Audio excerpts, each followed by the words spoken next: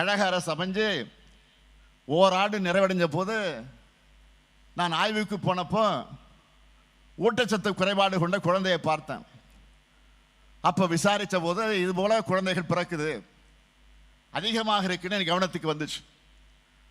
நம்ம குழந்தைகள், தமிழ்நாட்டு குழந்தைகள், அவர்கள் திடமாக இருக்கணும்னு கடந்த 21/5/2022 அன்று நீலகிரி மாவட்டத்தில் இருக்கக்கூடிய முத்தோரை குழந்தைகள் மையத்தில் ஊட்டச்சத்தை உறுதி செய்யும் திட்டத்தை தொடங்கி வச்சேன்.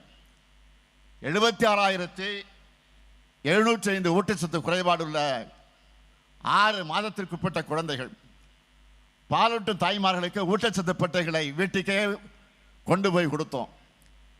தீவிர ஊட்டச்சத்து குறைபாடு உள்ள குழந்தைகள்னு அடையாளம் காணப்பட்ட 77.3 விழுக்காடு குழந்தைகள் இயல்பு நிலைமைக்கு திரும்பி இருக்காங்க என்ற மகிழ்ச்சியான செய்தியை நான் இங்கே உங்களோட பகிர்ந்துக்க விரும்புகிறேன்.